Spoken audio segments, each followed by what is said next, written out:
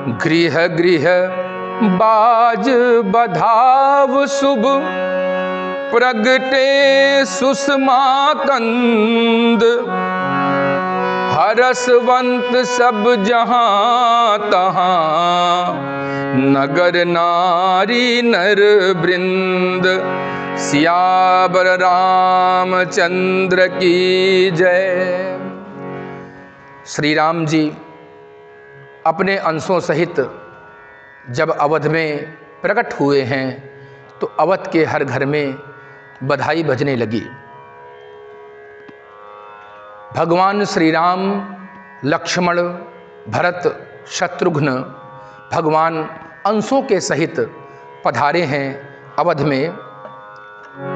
अवधपुरी सोही एहि भांति, प्रभु ही मिलन आई जनुराती। आज अवधपुरी की शोभा का वर्णन कोई भी नहीं कर सकता। ऐसा लगता है मानो शोभा भगवान श्री राम से मिलने के लिए आई है। प्रभु ही मिलन आई जनुराती।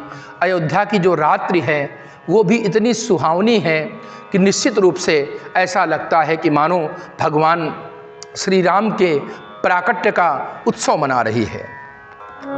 देखी भानु जन मन सकुचानी, तदपि बनी संध्यानुमानी। मास दिवस कर दिवस भा, मरम न जानई कोई। रथ समेत रवि था केऊ, निशा कवन विधि होई। अयोध्या में जो श्री राम जी का प्राकट्य उत्सव मनाया जा रहा है उसको देखने के लिए आज दिनमणि भी वहीं रुक गए हैं। गोस्वामी तुलसीदास जी कहते हैं, मास दिवस कर दिवस भा, मरम न जानई कोई। एक महीने का एक दिन हो गया और इस रहस्य को कोई जान नहीं पाया, क्योंकि सभी आनंद में मग्न हैं। कारण क्या हुआ? बोले रथ समेत रवि था केऊ, निशा कवन विधि होई। सूर्य देव को भगवान श्री राम जी का प्राकट्य उत्सव इतना अच्छा लगा, उनका जन्मोत्सव इतना अच्छा लगा कि वो एक महीने तक वहीं पर रुके रहे। यह रहस्य काहू नहीं जाना, दिन मनी चले करत गुणगाना। इस रहस्य को बड़े बड़े वेदज्ञ भी नहीं जान पाए हैं। आचार्य शंकर माता पार्वती से कहते हैं कि हे पार्वती, मैं अपने मन की एक बात तुमको बताना चाहता हूँ। हमने उस समय क्या किया ये बात मैं बताना चाहता हूँ। और एक कहूँ निज चोरी, सुन गिरिजा अति दृढ़ मति तोरी। हे पार्वती, मैं अपनी एक चोरी बताता हूँ कि जन्म के समय हमने क्या किया। क्यों तुम्हें बता रहा हूँ? क्योंकि दृढ़ मति तोरी, तुम्हारी जो बुद्धि है वो अब भगवान के प्रति दृढ़ हो गई है। इसलिए आज एक गुप्त रहस्य भी भगवान शंकर बताते हैं। काग भुसुंडी संग हम दो, मनुज रूप जानई नहीं को। स्वयं मैं और भगवान के परम भक्त कागभुसुंडी, हम दोनों ने मानव रूप बनाया और मानव रूप बना करके उस अयोध्या के उत्सव को देखने लगे। बड़ा आनंद आया है हमको उस उत्सव को देख करके। यह शुभ चरित जानि पै सोई, कृपा राम की जा पर होई। यह शुभ चरित्र वही जान सकता है जिस पर भगवान श्री राम की कृपा हो। सभी को दान दिया है महाराज दशरथ ने, बड़ा दिव्य आनंद मनाया गया है अयोध्या में। कछुक दिवस बीते यही भांति, जात न जाने ये दिन अनुराती। दिन और रात्रि कैसे व्यतीत हो रहे हैं कोई समझ नहीं पाता। इतनी शीघ्रता से दिन निकल जाते हैं और इतनी शीघ्रता से रातें। कहने का तात्पर्य कि आनंद का समय बहुत ही जल्दी व्यतीत होता है। नामकरण का सुंदर अवसर जाना है दशरथ जी ने, तो ज्ञानी मुनि को बुलाया। वैसे भी नामकरण इत्यादि हमारे यहाँ जो संस्कार हैं, इनका एक अपना अद्वितीय महत्व है। इसलिए ज्ञानी मुनि को बुलाए हैं, क्योंकि नामकरण अर्थात यथा नामो तथा गुणः, जैसा नाम होगा वैसा ही व्यक्ति का गुण होगा। तो कैसे कैसे अक्षरों और वर्णों का प्रयोग करना चाहिए, ये तो ज्ञानी मुनि ही जानते हैं। हमारे यहाँ जो 16 संस्कार बताए गए हैं, इन सब का अपना वैज्ञानिक महत्व भी है। नामकरण में कहा गया कि यदि बालक का नाम रखते समय माता पिता के नाम का अक्षर पड़ जाए तो बहुत शुभ होता है, बाबा के नाम का अक्षर पड़ जाए तो भी बहुत शुभ होता है। इसके अलावा वर्णों का प्रयोग कैसा हो, सारे वर्ण अनुनासिक नहीं होना चाहिए। कहने का तात्पर्य कुछ वर्ण घोष, कुछ अघोष, कुछ अल्प प्राण, कुछ महाप्राण। तो इस बात को कौन जान सकता है? बोले जो विज्ञानी मुनि हैं, जो गुरुदेव हैं, वो जानते हैं। इसलिए गुरुदेव को बुलाया है। करी पूजा भूपति यस भाखा, धरिय नाम जो मुनि गुण राखा। हे मुनिवर, आप हमारे बालकों का नामकरण कीजिए और जो भी विधान होता हो, जो पद्धति होती हो, उस पद्धति के अनुसार हमारे बालकों का नामकरण आपके द्वारा हो। तो वशिष्ठ जी कहते हैं, इनके नाम अनेक अनूपा, मैं नृप कहब स्वमति अनुरूपा। हे राजन, वैसे तो इनके अनंत नाम हैं, सहस्र नाम, लक्ष नाम, अनंत नाम है भगवान के, परंतु फिर भी मैं अपनी बुद्धि के अनुरूप इनका नामकरण करूंगा। जो आनंद सिंधु सुख राशि, सी करते त्रैलोक सुपासी। सो सुख धाम राम अस नामा, अखिल लोक दायक विश्रामा। जो आनंद सिंधु हैं, सुख की राशि हैं, सुख के धाम हैं, ऐसे भगवान श्री हरि के अवतार तुम्हारे बड़े पुत्र का नाम राम होगा। रमन्ते योगिनो अस्मिन् निति रामः, जो योगियों के हृदय में निरंतर रमण करते हों, उनका नाम है भगवान श्री राम। तुम्हारे बड़े पुत्र का नाम राम होगा। विश्व भरन पोषण कर जोई, ताकर नाम भरत हस होई। जो संपूर्ण विश्व का भरण पोषण करते हैं, ऐसे तुम्हारे द्वितीय पुत्र का नाम भरत होगा। कतिपय शास्त्रों में ऐसी मान्यता है कि भरत जी भगवान विष्णु के अवतार हैं, क्योंकि भरण और पोषण करना विष्णु जी का ही कार्य है।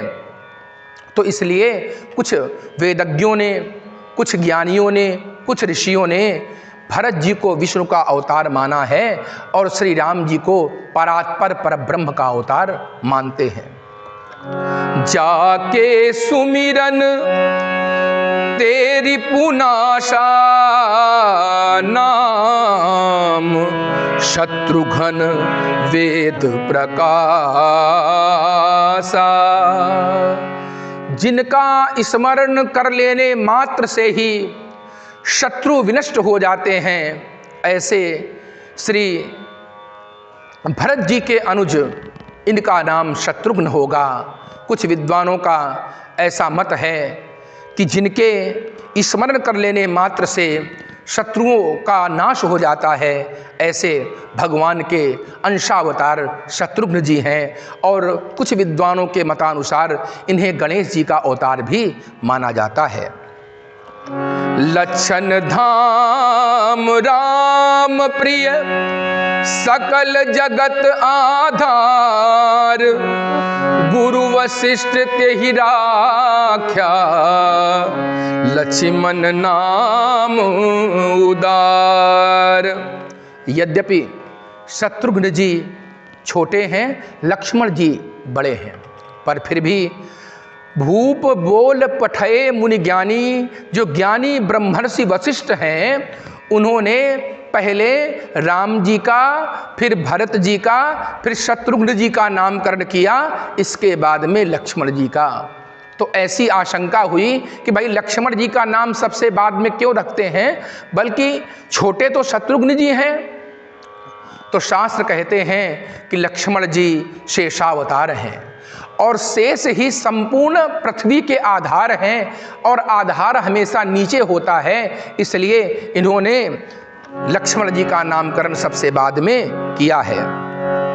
धरे नाम गुरु हृदय विचारी, वेद तत्व नृप तव सुत चारी। हृदय में विचार करके गुरु जी ने जो नाम रखे हैं और कहा कि हे दशरथ, हे महाराज, आपके जो ये चारों पुत्र हैं, ये वेद के चारों तत्व हैं। अयम आत्मा ब्रह्म, अहम ब्रह्मास्मि, तत्वमसि, सोहमस्मि, ये चारों वेद के तत्व हैं। मुनि धन जन सर्वस शिव प्राणा, बाल केली रसते ही सुख माना। आपके ये जो चारों बालक हैं, इनका बड़े बड़े ज्ञानी ध्यानी ऋषि मुनि स्मरण करते रहते हैं, और शिव जी के तो मानो ये प्राण हैं, क्योंकि भगवान शिव तुम पुनि राम राम दिन राती, सादर जपहु अनंग अराती। श्री शिव जी सदैव श्री राम जी के नाम का जप करते रहते हैं। इस प्रकार से भगवान श्री हरि, जो कि व्यापक हैं, निर्विकार हैं, निराकार हैं, निर्विकल्प हैं, ऐसे भगवान प्रेम के वशीभूत होकर के आज कौशल्या की गोद में आए हैं। व्यापक ब्रह्म निरंजन, निर्गुण विगत विनोद, सो अज प्रेम भगत बस कौशल्या के गोद। कौशल्या के गोद को सुशोभित किया है भगवान ने। कहने का तात्पर्य कि प्रबल प्रेम के पाले पड़कर प्रभु को नियम बदलते देखा। जब जब भी इस संसार में अधर्म बढ़ता है, धर्म की हानि होती है, भगवान श्री हरि अवतार धारण करते हैं, और सुंदर उनकी जो शोभा है, वो शोभा देख करके हम सभी का मन उसमें अनुरक्त हो जाता है। कुछ सज्जनों का मानना है कि हम तो भगवान के निराकार निर्विकल्प रूप का ध्यान करते हैं। वास्तव में हमारे यहाँ जो साकार की आराधना बताई गई है, वो इसीलिए है कि आपका मन परमात्मा के चरणों में तल्लीन हो जाए। कुछ लोगों ने कहा कि मूर्ति पूजन करना चाहिए, कुछ लोग कहते हैं मूर्ति पूजन नहीं करना चाहिए। उद्धव जी ने भगवान श्री कृष्ण से पूछा कि हे प्रभु, आप बताइए कि व्यक्ति को कैसे आराधना करनी चाहिए। भगवान ने कहा कि व्यक्ति को मूर्ति पूजन तब तक करना चाहिए जब तक उसको जन जन में परमात्मा दिखाई ना देने लगे। हम सभी ये सोचें कि सगुण ब्रह्म की आराधना करते समय जब हम उनको स्नान कराते हैं, उनको भोजन कराते हैं, उनको उनकी आरती करते हैं, तब हमारा मन भटक जाता है, तो निर्विकल्प और निराकार पर ब्रह्म का ध्यान हम कैसे कर सकते हैं। तो ऐसे भगवान श्री राम आए हैं और सबको सुख दे रहे हैं। एक बार जननी हनवाए, करी सिंगार पलना पहुड़ाए। एक बार माता जी ने श्री राम जी को स्नान करा करके पालने में लिटा दिया और पुनः इष्ट देव का पूजन करने के लिए चली।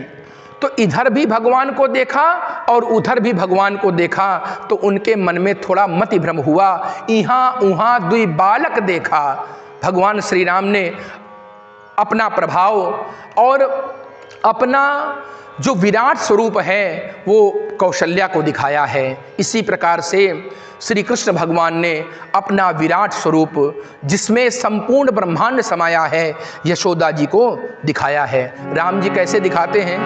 दिखरावा मातहि निज अद्भुत रूप अखंड, रोम रोम प्रतिलागे कोटि कोटि ब्रह्मांड। उनके एक एक रोम में करोड़ों करोड़ों ब्रह्मांड भरे हुए हैं। ऐसा दिव्य स्वरूप माता जी को दिखाया है।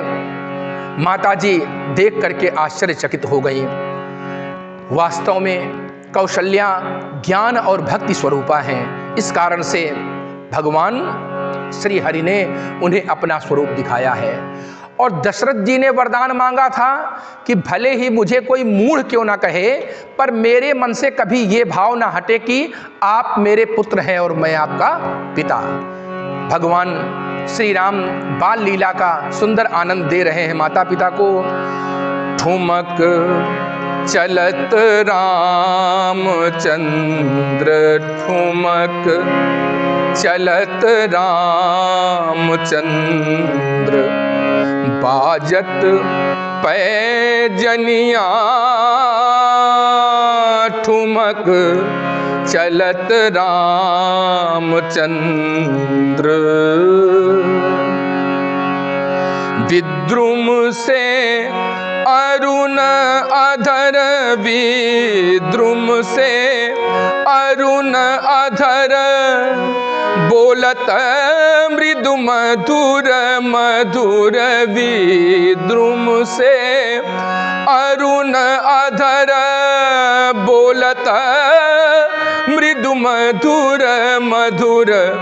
सुंदर नासिका में चारू, लटकत लटकनिया ठुमक चलत रामचंद्र, बाजत पैजनिया ठुमक चलत रामचंद्र। अंचल रज अंग झारी, अंचल रज अंग झारी, विविध भांति सो दुलारी। अंचल रज अंग झारी, विविध भांति सो दुलार। तन मन धन वारी वारी, तन मन धन वारी वारी। कहत मृदु बचनिया ठुमक चलत रामचंद्र, बाजत पैजनिया ठुमक चलत रामचंद्र। तुलसीदास अति आनंद, निरख के मुखारविंद। तुलसी दास अति आनंद, निरख के मुखारविंद। दशरथ सुत के समान, दशरथ सुत बनिया ठुमक चलत रामचंद्र। इस प्रकार से भगवान अपने बाल्य चरित्र से सबको प्रभावित कर रहे हैं, सबके मन को आनंदित कर रहे हैं। और निश्चित रूप से परमात्मा ही जब शिशु बनकर के आएंगे, उस अयोध्या के प्रभाव का वर्णन कोई नहीं कर सकता। इसलिए तो कहा गया है, अयोध्या मथुरा माया काशी कांची यवंतिका पुरी द्वारावती गेया सप्तैता मोक्षदायका।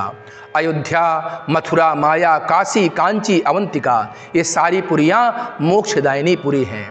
हम सभी को चाहिए कि प्रातःकाल इन नामों का स्मरण करें, क्योंकि यदि हम वहाँ नहीं जा पाते तो इन नामों का स्मरण कर लेने से और इस श्लोक को पढ़ लेने से निश्चित रूप से हमारे भाग्य जग जाते हैं और हमें इन पुरियों के सेवन का लाभ और फल मिलता है। कौशलपुर बासी नर नारी वृद्ध अरुबाल प्राण हुते प्रिय लागहि सब कहूँ राम कृपाल। प्राणों से भी प्रिय लगते हैं सबको, सभी देख करके भगवान श्री हरि के रूप को देख करके आनंदित होते हैं। ऐसा है भगवान का प्रभाव। सज्जनों, यदि जीवन में ईश कृपा मिल जाए, सीम की चाप सकई को उतासु बड़ रखवार रमापति जासु। यदि ईश्वर आपकी सहायता करने में तत्पर हो जाएगा तो संसार में ऐसा कौन है जो आपका बाल बांका कर सकता है। इसलिए परमात्मा की शरण में रहिए। और कहते हैं कि जब परमात्मा की शरण में हम चले जाते हैं तो निश्चित रूप से सारी व्यवस्था भगवान करते हैं। योगक्षेमम वहाम्ययम, भगवान कहते हैं कि मैं उसके लिए योग और क्षेम दोनों की व्यवस्था करता हूँ निश्चित रूप से। और ज्ञान की तो भगवान कृष्ण कहते हैं ददामि बुद्धि योगम तम, मैं अपने भक्त को ज्ञान भी प्रदान करता हूँ। ऐसे हैं भगवान। जानकी नाथ सहाय करें तब कौन बिगाड़ करे नर तेरो। जानकी नाथ सहाय। लोग कहते हैं कि हमें नवग्रह पीड़ा है, हम ग्रहों से बहुत परेशान रहते हैं, हमें शनि की 7.5 है, राहु की महादशा है, केतु का अंतर चल रहा है, इस प्रकार से परेशान रहते हैं। उनके लिए कहा गया है जानकी नाथ सहाय करे तब कौन बिगाड़ करे नर तेरो। जानकी नाथ सहाय। सूरज मंगल और भृगु सुत बुध अरु गुरु वरदायक तेरो। राहु केतु की नाई गम्यता, राहु केतु की नाई गम्यता। तुलसीदास चरणन को चेरो। जानकी नाथ सहाय। और अंत में तुलसीदास जी कहते हैं जाकी सहाय करी करुणा निधि ताको जगत में भाग बड़े रो। कहा गया है जा पर कृपा राम की होई, ता पर कृपा करे सब कोई। रघुवंशी संतन सुखदाई, रघुवंशी संतन सुखदाई। तुलसीदास चरणन को चेरो। जानकी नाथ नाथ सहाय करें तब कौन बिगाड़ करे नर तेरो जानकी नाथ सहाय। बोलिए सियावर रामचंद्र की जय।